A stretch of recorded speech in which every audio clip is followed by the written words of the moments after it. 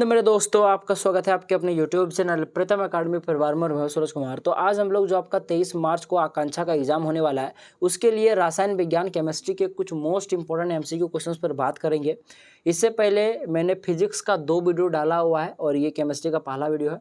नहीं देखें तो देख लीजिएगा। यानी कुल मिलाकर 3 वीडियो मैंने आकांक्षा का डाला हुआ है और भी आपको वीडियो मिलेगा आगे चल के। मैथमेटिक्स का भी कराऊंगा, ठीक है। जितने भी तरह के आपके पेपर होते हैं सभी का आपको वीडियो देखने को जरूर मिलेगा। तो चलिए स्टार्ट करते हैं। सबसे पहला प्रश्न आपके पास है, using SPD notation the orbital with the quantum number n = 3 l = 1 will भी। देखो ये बेसिकली क्वांटम नंबर आप लोग आगे चल के पढ़ोगे 11-12 में, ठीक है। तो बेसिकली मैं आपको उतना ही समझाऊंगा जितना आपके लिए इनफ रहेगा और आप लोग समझ पाओगे, ठीक है। ज़्यादा हेप्टिक जाके आप लोग को कोई फायदा है नहीं, ना एटॉमिक स्ट्रक्चर वगैरह आपको बहुत कुछ पढ़ना पड़ेगा जो कि पॉसिबल है नहीं, ठीक है। तो चलिए फिलहाल अभी हम लोग क्या करेंगे, देख लो समझो। आपके पास n जो है इसको हम लोग समझ लो, इसको हम लोग प्रिंसिपल क्वांटम नंबर बोलते हैं, आगे चल के पढ़ोगे। और l जो होता है इसको हम लोग एजुमुथल क्वांटम नंबर के नाम से जानते हैं। जब आपके पास n होता है, n का वैल्यू जो भी रहता है उसको आप लोग आगे रख दीजिएगा। चूंकि 3 है तो 3 को आगे रख दीजिए। अब देखो जो आपके पास l है, एल का वैल्यू टोटल 4 चीज़ें हो सकती है, या तो 0 हो सकता है, या तो 1, या तो 2, या तो 3 हो सकता है। अगर 0 होगा तो उसको यास रख दीजिए, उसको एस बोलिएगा। अगर एल का वैल्यू 1 है तो उसको पी बोलिएगा। अगर 2 है तो उसको डी बोलिएगा। और अगर 3 है तो उसको आप लोग एफ बोलिएगा। याद रखिए SPD F ये सीक्वेंस होता है। एस माने 0, पी माने 2, डी माने 2, सॉरी पी माने 1, 2 डी माने 0, अरे यार, एस मतलब 0, पी मतलब 1, डी मतलब 2 और एफ मतलब 3 होता है, ठीक है। याद रखना मेरी बात, ये सारी चीज़ें सीक्वेंस में। तो यहाँ पे चूंकि n 3 है, 3 को रख दो। और यहाँ पे L 1 है, तो L 1 है यानी कि 1 के जगह पे क्या होगा, P होगा। तो बस ये 3P हो जाएगा इसका सही आंसर। L अगर 2 हो जाता तो क्या हो जाता, तो L 2 होता। तो L 2 कब होता है, जब आपके पास D होता, तो ये 3D हो जाता। L 3 होता तो ये हो जाएगा आपके पास 3F, जो कि भाई साहब आगे चले पढ़ोगे, दिमाग खराब नहीं करना होता है, ठीक है। तो उस प्रकार से आपको करना होता है, ठीक है। बस आप लोग कर सकते हो, 3P हो जाएगा, उतना आपको डीप नहीं जाना है। अच्छा, P/T = कॉन्स्टेंट इज, यानी कि P/T जो होता है ये क्या होता है, ये जो एक इसका हमेशा एक स्थिरांक होता है एक फिक्स वॉल्यूम पर, जो कि आप लोग पढ़ोगे Charles law, Boyle's law, Gay Lussac law के बारे में आराम से पढ़ोगे। तो ये जो होता है ये बेसिकली गे-लुसेक लॉ का स्टेटमेंट है कि P/T होता है ये कॉन्स्टेंट आता है, जो कि आपके पास एक फिक्स वॉल्यूम पर, जो कि गे-लुसेक लॉ का ही देन है। तो 2 नंबर का ऑप्शन करेक्ट हो जाएगा। नेक्स्ट प्रश्न है, in the redox reaction oxidation of which substance takes place, यानी कि यहाँ पे जब K और F2 के बीच में रिएक्शन कराया जा रहा है तो KF बन रहा है, तो यहाँ पे कौन सा सब्सटेंस का क्या हो रहा है, ऑक्सीकरण हो रहा है। तो देखो आप लोग अभी तक पढ़े हो ऑक्सीजन का ह्रास, ऑक्सीजन की वृद्धि, हाइड्रोजन का ह्रास, हाइड्रोजन की वृद्धि। पर आगे चल के आप लोग पढ़ोगे कि इलेक्ट्रॉन का ह्रास और इलेक्ट्रॉन की वृद्धि वगैरह होता है, ठीक है। वो सब कॉम्प्लिकेटेड चीज़ें। पर यहाँ पे रिएक्शन में देख सकते हो, यहाँ पे बेसिकली पोटेशियम जो कि K है, इसका क्या हो रहा है, ऑक्सीडेशन हो रहा है। आप लोग याद रख लीजिएगा मेरी बात। नेक्स्ट प्रश्न की ओर बढ़ते हैं, इन आइसोलेटेड सिस्टम, यानी कि विगलित निकाय में, यानी कि एक क्लोज समझ लो कंटेनर जैसा है, जो कि कभी पॉसिबल हो नहीं सकता जिंदगी में। याद रखना मेरी बात, एक आइसोलेटेड सिस्टम बनाना पॉसिबल नहीं है। कुछ हद तक बना सकते हैं पर फिक्स नहीं बना सकते, ठीक है। तो इसमें क्या होता है, there is neither exchange of mass nor of energy with the surrounding, यानी कि परिवेश में ना तो ऊर्जा और ना ही द्रव्यमान का आदान प्रदान होता है एक आइसोलेटेड सिस्टम में। यानी आइसोलेटेड सिस्टम के अंदर में जो ऊर्जा है वो बाहर नहीं जा सकता और बाहर में जो ऊर्जा है वो अंदर नहीं आ सकता। उसी प्रकार से मास का भी खेला है, ठीक है, बाहर अंदर नहीं जा सकता। तो वो आइसोलेटेड सिस्टम होगा तब, ठीक है। तो ये ऑप्शन 3 नंबर का करेक्ट हो जाएगा, ठीक है। चलिए आगे बढ़ते हैं। अच्छा, इसका आपको नाम बताना है ये। तो देख लो, जब भी इस प्रकार से बंद आपको दिखे, इस तरह से बंद अगर आपको दिखे तो इसको साइक्लो बोला जाता है। इस प्रकार से दिखे या आपके पास बहुत सारा इस प्रकार से आपको दिखे, ठीक है, अगर बंद आपको दिखे तो वो उसको साइक्लो बोलते हैं। अब उसको टोटल क्या बोलेंगे, देखो इसका नामकरण मैं आपको सिखा दूँ, चूंकि ये ईजी है। तो देखो टोटल इसमें K गो कोना है, 5 गो कोना है। अब 5 कार्बन वाला को क्या बोलते हैं, आप लोगों ने 10th क्लास में पढ़ा है, meth, eth, pro, but, pent. 5 number वाले को पेंट बोलते हैं। तो ये हो गया पेंट। और चूंकि यहाँ पे पेंट है और ये चूंकि साइक्लो है तो इसको बोलेंगे साइक्लोपेंटेन। तो एक साइक्लोपेंटेन है ना, तो साइक्लोपेंटेन ये आपका 3 नंबर का ऑप्शन करेक्ट हो जाएगा। अच्छा, साइक्लोब्यूटेन कैसा होगा, तो मिथ, ईथ, प्रोब्यूट, 4 कार्बन वाला इस प्रकार से होगा, इसको साइक्लोब्यूटेन बोलेंगे, ठीक है। अच्छा, साइक्लो आपके पास प्रोपेन कैसा होगा, मिथ, ईथ, प्रोप, यानी कि 3 गो कार्बन वाला, 3 गो कोना वाला एक इस प्रकार से बंद आप लोग बना दीजिएगा तो ये साइक्लोप्रोपेन हो जाएगा, ठीक है। तो मैंने आपको समझा दिया थोड़ा मोड़ा, ठीक है, इससे ज़्यादा समझना भी नहीं है। अच्छा, IUPAC नेम ऑफ आपको इस कंपाउंड कंपाउंड का IUPAC नेम बताना है। तो सबसे पहले गिनो के गो कार्बन है, देख लो 1 2 3 4 5 गो कार्बन है। 5 कार्बन किसके लिए होता है? अगेन पेंट के लिए होता है। तो ऑप्शन में कहाँ पेंट दिख रहा है? सीधा एगो दिख रहा है, इसी को मार दो यार। इस प्रकार से भी तुक्का मार सकते हो आप लोग। बाकी देख लो, चूंकि यहाँ पे 5 गो कार्बन है तो पेंट तो हो ही गया। साथ ही साथ देख सकते हो ये पहला, दूसरा, तीसरे नंबर पर आपका कीटोन लगा हुआ है, प्रकारात्मक समूह लगा हुआ है। तो इसीलिए पहले तो 5 कार्बन के लिए पेंट लगा दो, फिर जितने नंबर पर प्रकारात्मक समूह उसको लिख दो। टोटल तीसरे नंबर पर है। और उसके बाद चूंकि कीटोन है, कीटोन का लास्ट में आपके पास ऑन लगता है तो इसको ऑन लगा दो। तो हो गया पेंट 3 ऑन। तो आपका 3 नंबर का ऑप्शन कट हो गया। नेक्स्ट प्रश्न आपके पास यहाँ पे C6H5 और यहाँ ऊपर में ये भाई साहब गलती से नहीं दिया गया, डॉट नहीं है, इसको फ्री रेडिकल बोलते हैं। तो आप लोगों ने पढ़ा होगा C6H6 के बारे में, याद आ रहा है? इसी को बेंजीन बोलते हैं। याद रखना, बेंजीन का फॉर्मूला C6H6 होता है, ठीक है। अगर बेंजीन से एक हाइड्रोजन को निकाल दिया जाए तो कार्बन के पास इस प्रकार से एक फ्री रेडिकल बचता है, ठीक है। तो इस वाला ये जो चीज़ बनता है, बेंजीन से एक हाइड्रोजन निकालने के बाद जो बनता है, कार्बन के पास फ्री रेडिकल बच जाता है, तो इसको हम लोग बोलते हैं फिनाइल फ्री रेडिकल बोलते हैं। इसका नाम ही है फिनाइल फ्री रेडिकल, C6H5 और ऊपर में फ्री रेडिकल, इसी को बोलते हैं फिनाइल फ्री रेडिकल। 2 नंबर का ऑप्शन कट हो जाएगा। चलिए आगे बढ़ते हैं। V is equal to constant into का N, यहाँ पे N basically number of mole है, ठीक है।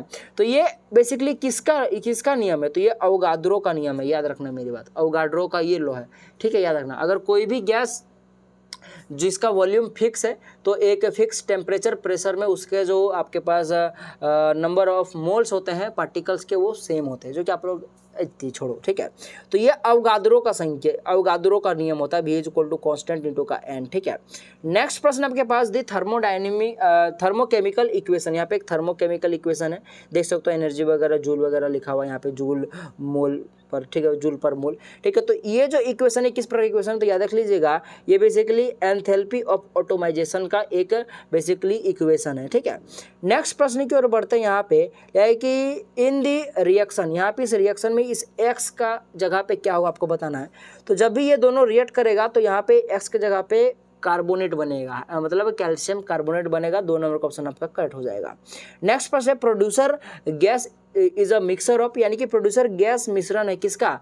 तो कार्बन मोनोऑक्साइड का और नाइट्रोजन का। तो 2 नंबर का ऑप्शन आपका करेक्ट हो जाएगा दोस्तों। नेक्स्ट प्रश्न बढ़ते हैं, the number of sigma bond present in this molecule, यानी कि यहाँ पे एक मॉलिक्यूल दिया हुआ है, इसमें आपको सिग्मा बॉन्ड कैलकुलेट करना है। समझना, सिग्मा बॉन्ड भी पूछेगा या तो फिर पाई बॉन्ड पूछेगा। तो पाई बॉन्ड डबल बॉन्ड में पाया जाता है और सिग्मा बॉन्ड प्रत्येक सिंगल बॉन्ड में पाया जाता है।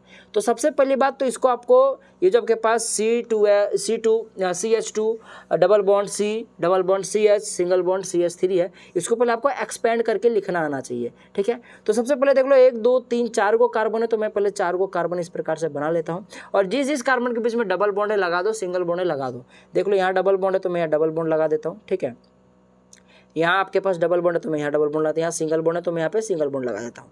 अब देख लो इसके पास 2 गो हाइड्रोजन है तो मैं यहाँ पे 2 गो हाइड्रोजन इस प्रकार से स्प्लिट करके लगा दे रहा हूँ, ठीक है। अब इसके पास एक हाइड्रोजन आपको देखने को मिल रहा है तो मैं इस हाइड्रोजन को यहाँ पे लगा देता हूँ। अब इसके पास 3 गो हाइड्रोजन है तो मैं 3 गो हाइड्रोजन इस प्रकार से लगा देता हूँ। कार्बन और हाइड्रोजन के बीच में सिंगल बॉन्ड पाया जाता है, इसलिए इन दोनों के बीच में सिग्मा बॉन्ड पाया जाता है। क्वेश्चन पूछेगा कार्बन हाइड्रोजन के बीच में किस प्रकार का बॉन्ड होता है? तो सिग्मा बॉन्ड पाया जाता है, ठीक है। देख लो 1 2 3 4 5 6 7 टोटल 7 यहाँ पे सिंगल बॉन्ड है। हाँ, कार्बन के बीच में भी सिंगल बॉन्ड को सिग्मा बॉन्ड भी बोलेंगे, ठीक है। तो टोटल यहाँ पे 7 तो हो गया। पर यहाँ गौर करके देखो, इन दोनों यहाँ पे देखो तो डबल बॉन्ड है, तो डबल बॉन्ड में एक सिग्मा बॉन्ड होता है, याद रखना मेरी बात। और ये एक पाई बॉन्ड है इसमें, ठीक है। तो पाई बॉन्ड इस टोटल कंपाउंड में 2 है क्योंकि 2 डबल बॉन्ड है, ठीक है। और सिग्मा बॉन्ड टोटल देखा जाए तो इधर टोटल हुआ 7 और यहाँ दो दो गो बॉन्ड है, तो एगो यहाँ से एगो सिग्मा निकलेगा और यहाँ से एक सिग्मा निकलेगा, तो यहाँ पे और 2 सिग्मा हो गया और टोटल 7 था पहले, तो 9 सिग्मा बॉन्ड हो जाएगा।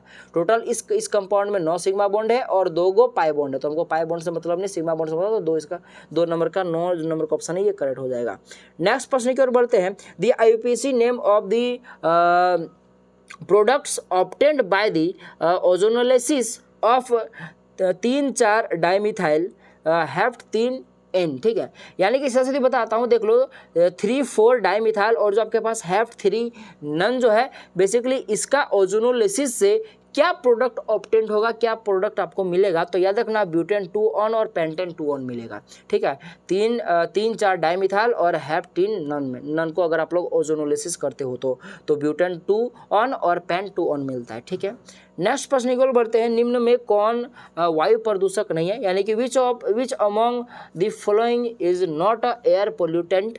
तो याद रखना यहाँ देखा है तो H2S, NO2 और CO ये तीनों ही के तीनों देखा है तो वायु प्रदूषक है, परंतु जो H2 है जिसको हम लोग हाइड्रोजन बोलते हैं ये बेसिकली जनरली उतना पोल्यूशन नहीं करता है। नेक्स्ट प्रश्न है द शेप ऑफ BRF5, ये आप लोग पढ़ोगे आगे चल के कि ये जो स्क्वायर पैरामिडल का ये शेप होता है इसका, ठीक है, जो कि आप लोग आगे चल के पढ़ोगे। जनरली जब इसको देखा गया BRF5 के सूक्ष्मदर्शी की सहायता से तब देखा गया कि इसका जो शेप होता है वो बेसिकली स्क्वायर पैरामिडल होता है। सूक्ष्मदर्शी सहायता मतलब नहीं है, ये कुछ चीज़ें होती है, कॉम्प्लिकेटेड चीज़ें हैं जो कि आप लोग देखोगे आगे चल के। नेक्स्ट प्रश्न है for acidic solution, acidic solution के लिए जो हाइड्रोनियम आयन होता है H3O+ होता है, ये हमेशा ग्रेटर देन 10⁻⁻7 m के बराबर होता है। 2 नंबर का ऑप्शन कट हो जाएगा। इन द रिएक्शन, इस रिएक्शन में देख लो जब आपके पास K और HCl को जब आप लोग रिएक्ट कराओगे तो क्या प्रोडक्ट बनेगा, तो याद रखना KCl, ठीक है, आपके पास पोटेशियम क्लोराइड और H2 यानी कि हाइड्रोजन गैस निकलेगा। नेक्स्ट प्रश्न आपके पास यहाँ पे ये वाला आपको इसका नाम बताना है, तो गिनो K को कार्बन है, 1 2 3 को टोटल कार्बन है, तो जाहिर सी बात है मीथित प्रोप होगा। अब प्रोप आपको कहाँ दिख रहा है, देख लो यहाँ पे आपके पास प्रोपाइल प्रोप समझ लो एक ही चीज़ है, तो यही आपका सही आंसर हो जाएगा। इस प्रकार से आप लोग मार सकते हो सीधे सीधा में, ठीक है, परंतु एक्चुअली बता देता हूँ, देख लो ये बेसिकली एक आइसोप्रोपाइल फ्री रेडिकल है। प्रोपाइल का ये आइसोटोप्स वगैरह होता है जो कि आप लोग देखोगे, तो ये आपके पास आइसोप्रोपाइल फ्री रेडिकल 1 नंबर का ऑप्शन आपके पास करेक्ट हो जाएगा, ठीक है। नेक्स्ट प्रश्न है आपके पास 59 नंबर का प्रश्न है, देख लो आपके पास इन दी कंबसन रिएक्शन ऑफ हेक्सेन, तो देख लो ये बेसिकली एक हेक्सन है, 6 कार्बन वाले को हेक्सन बोलते हैं। तो इस हेक्सन का जब आप लोग कंबसन कराओगे, ठीक है, आपके पास हीट देने से कंबसन होता है तो कार्बन डाइऑक्साइड और जल बनता है, तो यहाँ पे X क्या होगा, यानी कि हेक्सेन को कंबसन कराने के लिए, उसको दहन करने के लिए आपको किस किस चीज़ की रिक्वायरमेंट होती है, हीट तो यहाँ लिखा हुआ है, उसके अलावा इस X मतलब है क्या यहाँ पे, ठीक है। तो याद रखना जाहिर सी बात है किसी भी चीज़ को जलाने के लिए ऑक्सीजन का जरूरत पड़ता है, तो यहाँ तो ऑक्सीजन होगा, इसमें कोई डाउट है नहीं, और सभी ऑप्शन में ऑक्सीजन आपको दिख रहा है। अब बात रहा कितना ऑक्सीजन चाहिए, तो 17/2 ऑक्सीजन आपको चाहिए, याद रखना मेरी बात। 1 नंबर ऑप्शन कट हो जाएगा आपके पास हेक्सेन का, आपको कंबसन कराने के लिए, दहन कराने के लिए। उसी प्रकार से 60 नंबर का प्रश्न है the common ortho and para directing group of, तो याद रखना जो आपके पास OR होता है बेसिकली ये कॉमन ऑर्थो और पैरा डायरेक्टिंग ग्रुप होता है, ठीक है, हैलोजन ग्रुप का, ठीक है। तो ये था ये बेसिकली ये एल्कोक्सी ग्रुप को रिप्रेजेंट करता हुआ, ठीक है, हैलोजन वाला नहीं, ठीक है। तो ये थे कुछ क्वेश्चंस। हाँ, थोड़ा सा एक चीज़ बताना चाहूँगा कि ये केमिस्ट्री के क्वेश्चंस बेसिकली ये आपका जो मॉडल सेट आया था 2022 का उससे उठाया गया है। केमिस्ट्री नो डाउट बहुत ही खतरनाक लेवल का क्वेश्चन सेट किया गया था आपका, देखा जाए तो आपका मॉडल पेपर में, पर फिजिक्स और मैथ जो है वो मैथ में थोड़ा मोड़ा है टफ, पर जो फिजिक्स है वो करने लायक है और मैथमेटिक्स भी करने लायक है, और केमिस्ट्री भी टेंशन नहीं लेना है आपको। आपको क्या करना है मैं आपको बताता हूँ। अगर आपका एग्जाम में इस प्रकार से आए क्वेश्चन तो आपको कैसे टैकल करना है मैं आपको बताता हूँ। देखो, सबसे पहली बात तो एग्ज़ाम में एक पेपर तो टफ रहना ही है, ठीक है, चाहे फिजिक्स रहे, केमिस्ट्री रहे, चाहे आपका मैथ रहे, या फिर जो भी आपका पेपर होगा, ठीक है, उसमें एक तो आपको हार्ड रहेगा ही, क्योंकि एक पेपर अगर हार्ड नहीं करेगा तो फिर अच्छा बच्चा का पहचान कैसे होगा। सीधा सीधी बात है, अच्छा बच्चा वही बना पाएगा हार्ड पेपर को, ठीक है ना। तो अच्छा बच्चा का पहचान करने के लिए, ठीक है, भीड़ से उसको निकालने के लिए एक पेपर हार्ड सेट किया जाता है, क्योंकि नॉर्मल पेपर तो सब बनाता है पर हार्ड पेपर वही बना पाता है जो बच्चा पढ़ता है, ठीक है। तो आपको देखो नॉर्मल पेपर में तो टेंशन नहीं लेना, जो भी आपका हार्ड पेपर रहेगा तो उसके लिए क्या करना है, सबसे पहली बात तो जितने भी आपको यहाँ पे मॉडल पेपर आए हैं सबको आपको अच्छे से कर लेना है। एक एक क्वेश्चन अगर नहीं समझ में आता तो रट लो, इसका ये आंसर था, इसका ये आंसर था, क्वेश्चन के साथ होता ये है कि हूबहू क्वेश्चन आ जाता है, ठीक है। तो उससे 3-4 क्वेश्चन तो आपको आराम से मिल जाएगा। अगर मान लो केमिस्ट्री इस प्रकार से अगर क्वेश्चन आ गया आपके पास 11-12 लेवल का, अभी आप लोग 10 क्लास के बच्चे हो तो इससे तो 4-5 क्वेश्चन आपको लेना ही है। साथ ही साथ आप लोग को क्या करना है, कि आपको जितने भी 10th लेवल तक के क्वेश्चंस है, ठीक है, अगर आपका फिजिक्स और मैथ आसान आया तो उसको तो आपको करना ही है। उसको अगर आप लोग कर लेते हो और इन मान लो यहाँ से 4-5 क्वेश्चन आपका सही हो गया इस मॉडल पेपर को पढ़ के, ठीक है, तो ये सब मिलाकर ना आपका आराम से सिलेक्शन हो जाएगा अगर आप लोग बस इतना कर लेते हो तो। और बाकी जो मैं क्वेश्चंस करा रहा हूँ इसको आप लोग कर लो, मॉडल पेपर में करा रहा हूँ, फिर आपको एक्स्ट्रा क्वेश्चंस भी कराऊंगा। इतना कर लेते हो तो भाई साहब टेंशन नहीं लेना है, आपका जो सिलेक्शन होगा वो ज़रूर होगा, ठीक है। और मैंने बताया कि नहीं पता नहीं, ये बेसिकली मेरा तीसरा नंबर का वीडियो, इससे पहले 2 फिजिक्स का डाला हुआ है, केमिस्ट्री का ये पहला वीडियो देख जरूर, अगर नहीं देखे तो देख लीजिएगा, ठीक है। तो मिलते हैं एक अगले वीडियो में, तब तक के लिए जय हिंद जय भारत। और कोई भी डाउट होगा तो कमेंट बॉक्स खुला है।